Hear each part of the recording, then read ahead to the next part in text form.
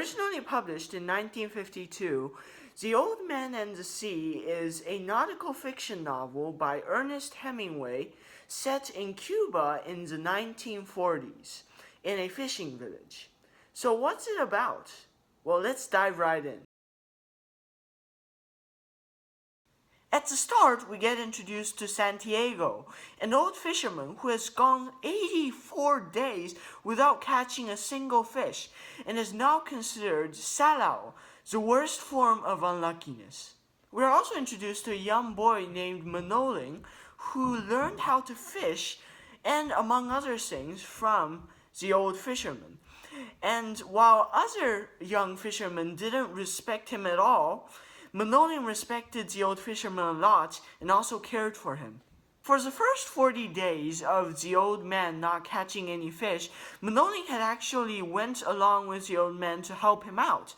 But even his parents didn't want Manolin to go and fish with the old man anymore because the old man had quote-unquote bad luck, and wanted Manolin to go fish with other more lucky fishermen.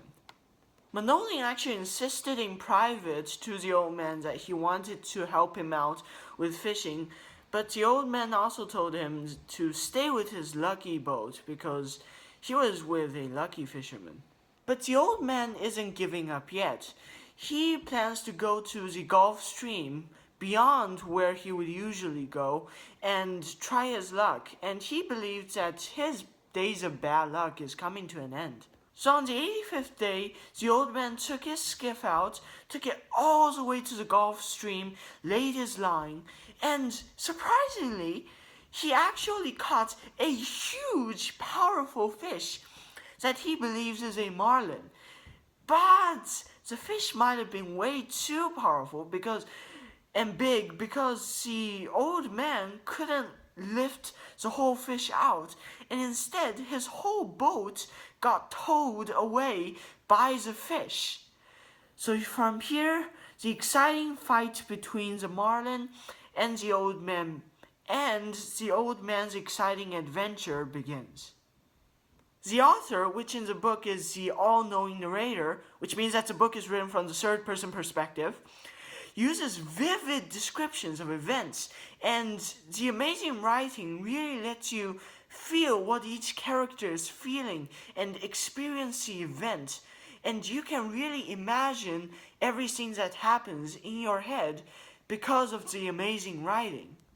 And wait till you reach the climax, which for obvious reasons I'm not going to tell you. The thing that really struck me about the book is the idea of luck.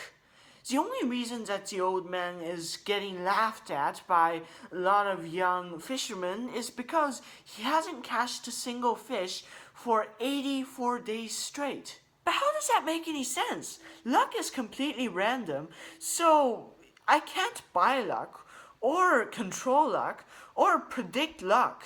Those are all things that can't be done with our current technologies, that is.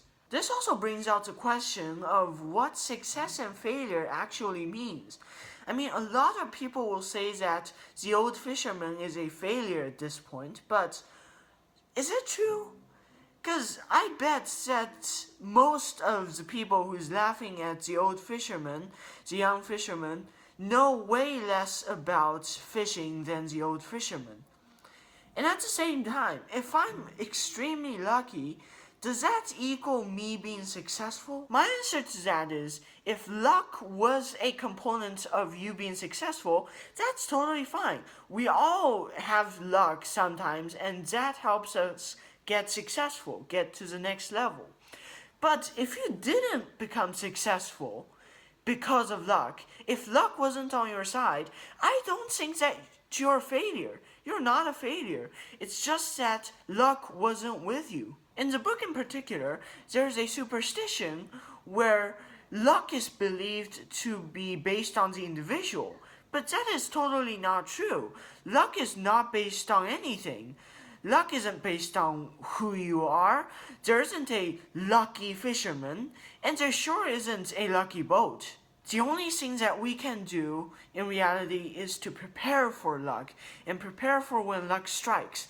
Because the worst thing of all is when luck strikes and then you don't know how to use the luck. You don't know how to make the most out of your lucky situation.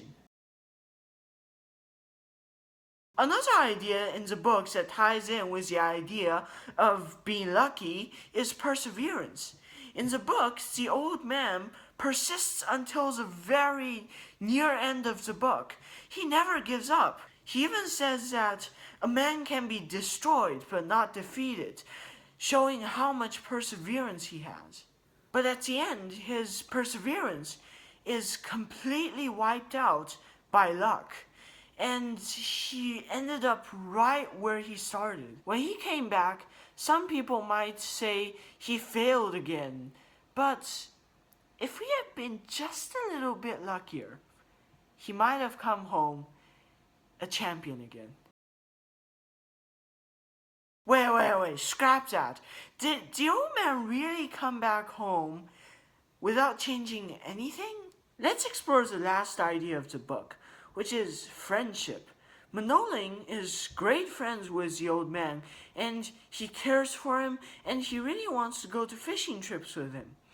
But the old man really don't want Manoling to go on fishing trips with such an unlucky fisherman like himself. But through this trip, he realized that he just can't go on these huge trips alone anymore. It hurts him both mentally and physically. Although that is the case, even after this trip, he was still very hesitant to go on fishing trips with Manoling due to his unluckiness. But both Manoling and the old man wants to go to a grand fishing trip together, so they both decide to go on fishing trips together. So maybe, just maybe, even though the ending seems really grim on the surface, they might be happier than before.